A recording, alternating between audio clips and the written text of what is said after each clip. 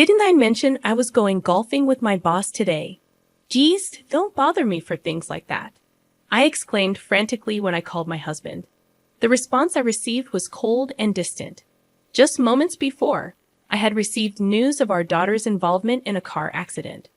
She was reportedly taken to the hospital, and despite the urgency of the situation, my husband, who was out golfing, showed no signs of concern. "What are you talking about? She's your daughter too," I exclaimed, but his demeanor remained unchanged.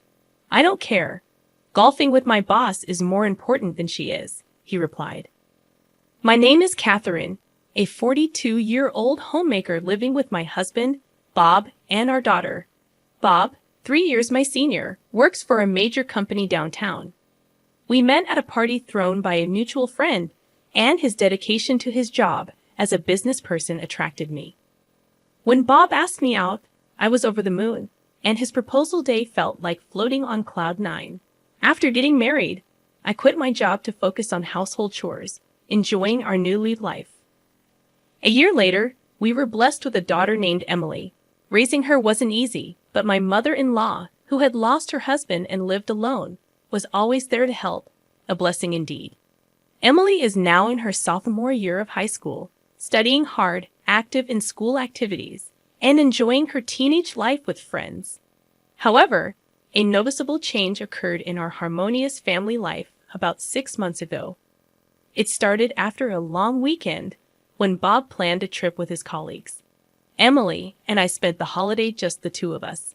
On the last day of the holidays, Bob returned and we had dinner together as a family for the first time in a few days. During dinner, Emily nervously approached the topic of her plans after high school.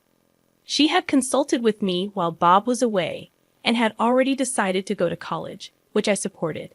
However, contrary to expectations, Bob grimaced and replied dismissively, "Why should I care?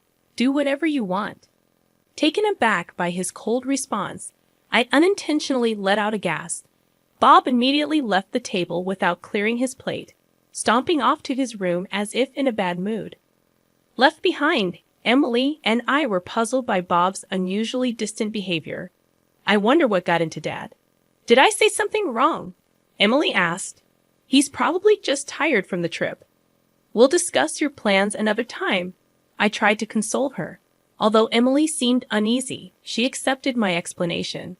However, the following day, Bob's cold attitude persisted. From that point onward, he blatantly ignored Emily, refusing to engage in any conversation with her and consistently acting indifferent. Moreover, he started spending more time away on weekends, causing a significant decrease in the time we spent together as a family. Discussing Emily's future became an impossible task given the strained atmosphere. Feeling consistently ignored and without understanding why, Emily began to resent her father.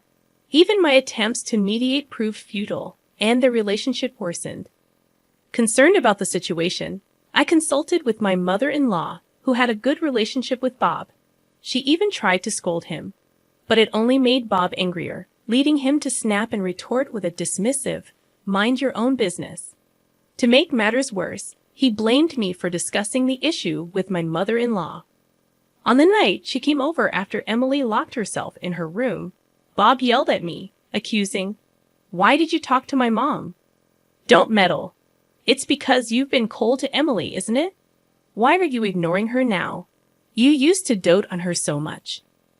When I mustered the courage to ask why, Bob just glared at me with annoyance and didn't provide an answer. No matter how hard I tried to mediate between the two of them, Bob's attitude remained unchanged. Time went by without knowing the reason for his sudden change, but considering the shift in behavior after his return from a long weekend trip, it's reasonable to assume that something happened during that time. Perhaps someone filled his head with nonsense. Unable to figure it out on my own, I decided to talk to my mother-in-law and investigate the reason for Bob's change. Then, one Sunday, both Bob and Emily were out since the morning. As I carried on with my usual housework at home, I received a call on the landline just before noon. It was an unknown number, and with suspicion, I picked up. To my surprise, the caller claimed to be from the police. "Are you related to Emily?" the officer asked. Yes, I'm her mother. Oh my God, did something happen to her? I inquired with a sinking feeling. The officer's response was unexpected. Actually, the bus Emily was on got into a traffic accident, he explained, leaving me momentarily speechless. I felt a wave of dizziness, and my hands, holding the phone, started to shake. Emily had informed me she was going to the mall with friends, and apparently, she was on the bus at the time of the accident. According to the officer, a car from the opposite lane crashed into the bus, and Emily and her friend were taken to a city hospital. After hearing the details of the accident and hanging up, I was in shock and couldn't move for a while. However, I knew I had to inform Bob quickly. I rushed to call him on my cell, and after more than 20 seconds of ringing, Bob answered, grumbling, "What is it?" Ignoring his tone, I frantically conveyed what had happened to Emily. "Bob, this is serious. I just got a call from the police. The bus Emily was on got into an accident, and she's apparently been taken to the hospital," I explained, tears streaming down my face. But ignoring my panic, Bob coldly responded, "So what?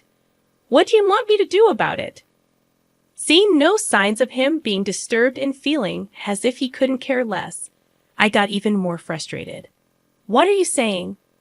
"Please head to the hospital now." "I'm going to." Before I could tell him the name of the hospital, Bob cut me off, saying, Didn't I tell you I have a golf outing with my boss today?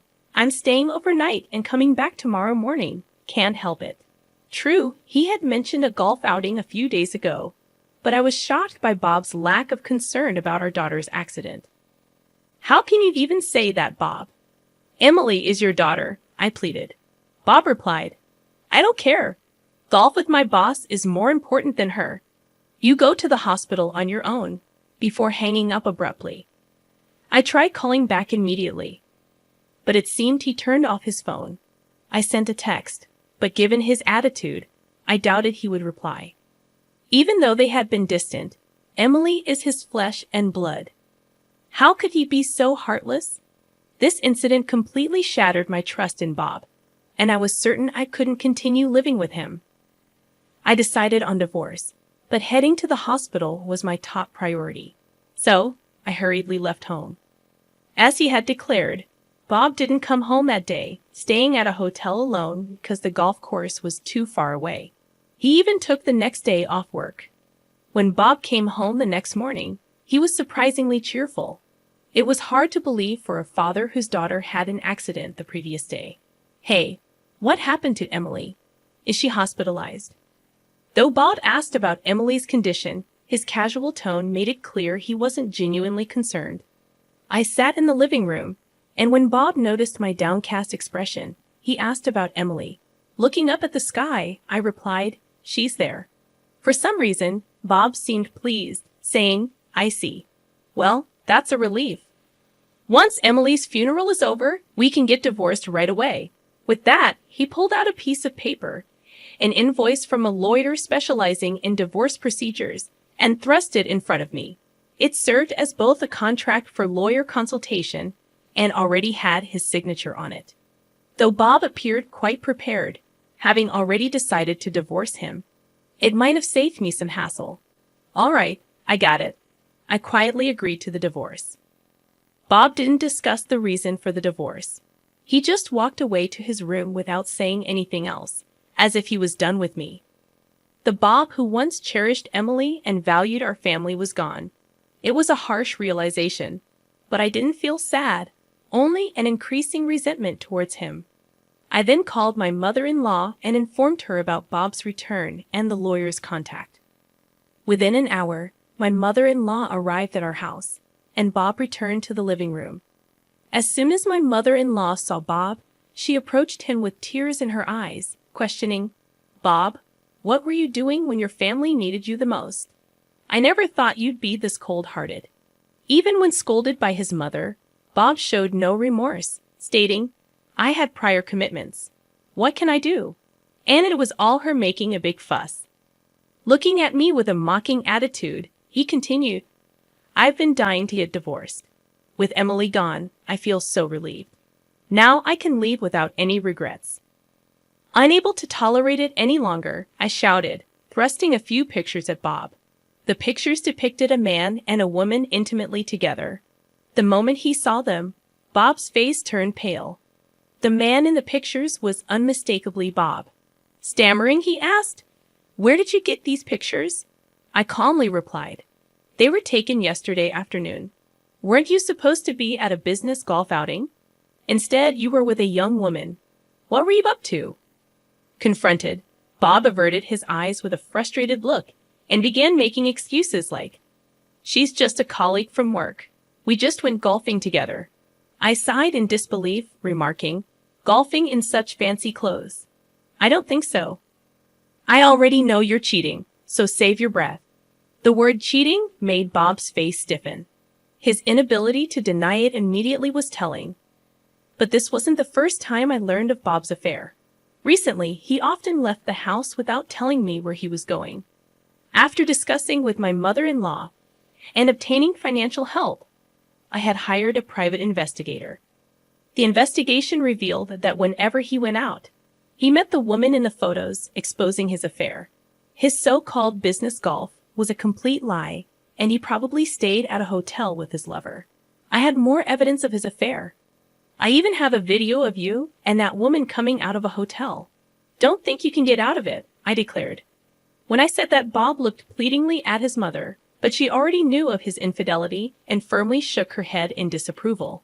To cheat and not even visit Emily in the hospital, and then to selfishly rejoice, thinking she's dead.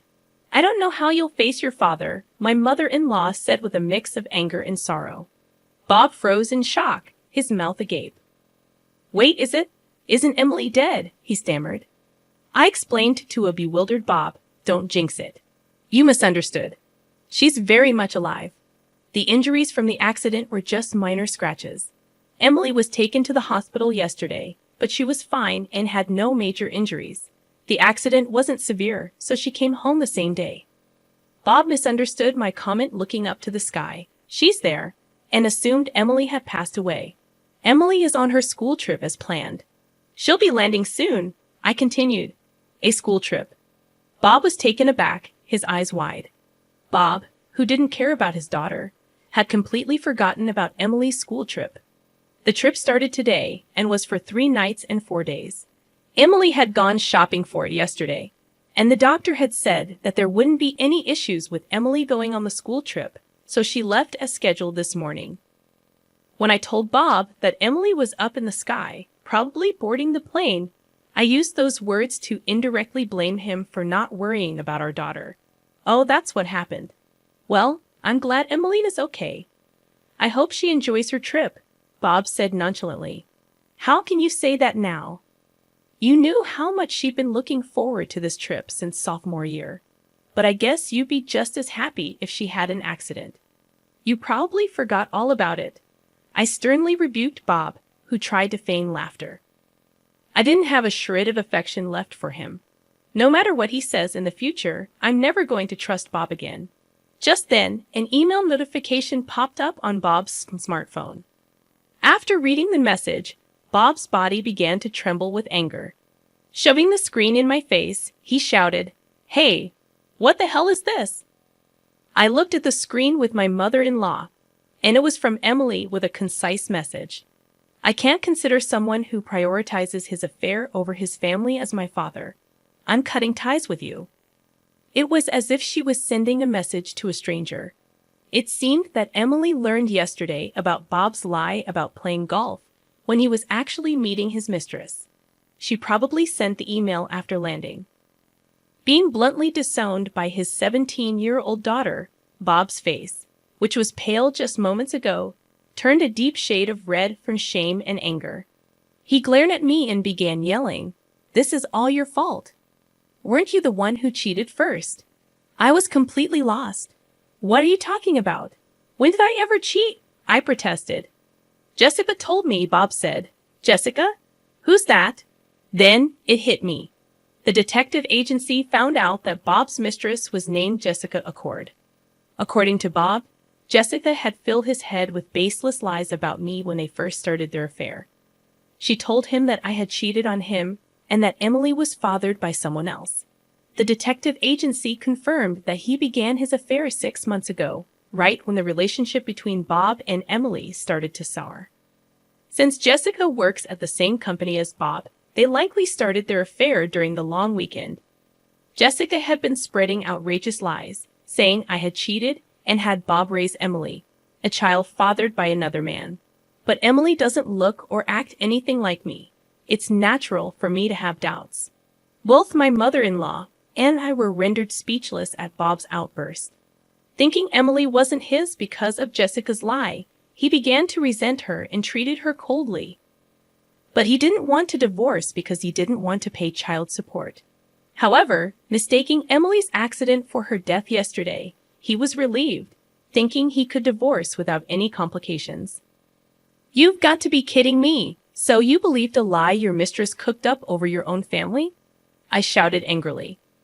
Bob responded with a dismissive laugh. "I don't care whether it's true or not. I'm going to divorce you and be with Jessica."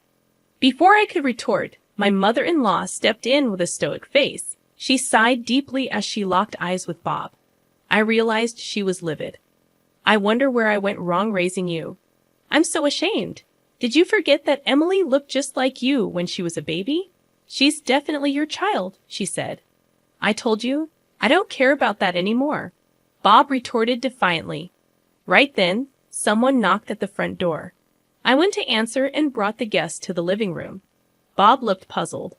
The visitor was a man in a suit around our age. Bob rudely asked, "Who the hell are you? Are you her lover or something?" Unfazed, the man handed Bob his business card with a smile. Bob accepted the business card with disbelief. But the next moment, his eyes widened in surprise as he read, "Lawyer." Yes, he was the lawyer I had hired with the help of my mother-in-law. I had consulted him about Bob around the same time I had the detective agency investigate. I had asked him to come over yesterday, anticipating that Bob would do something rash given the situation with Emily. I suspected it had to do with Emily, and I had a feeling Bob might have done something unthinkable. I instructed Bob, "Call your mistress over right now." Bob started panicking and asked, "Why would Jessica be involved at this point?" The lawyer chimed in, "It's quite unreasonable to say she's not involved.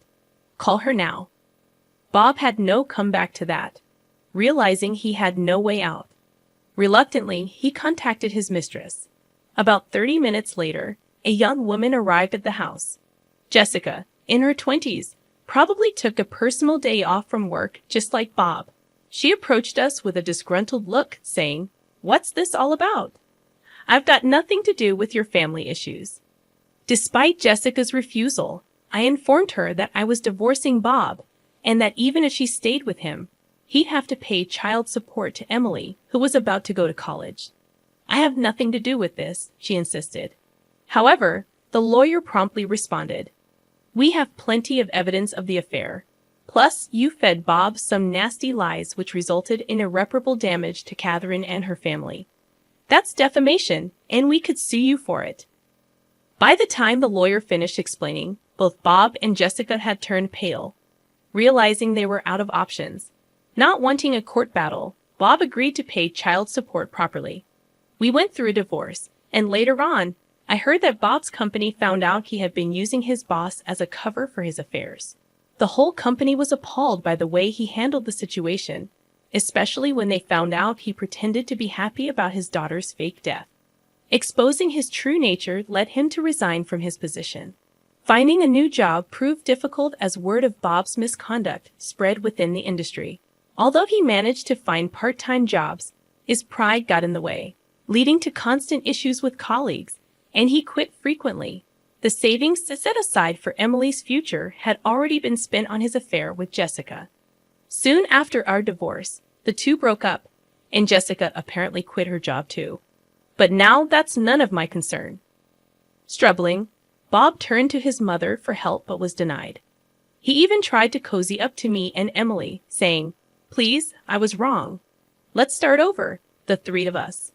Of course, we rejected him, blocked his contacts, and moved to a new place with the help of his mother. Now his mother lives near us, and we continue to maintain a close relationship.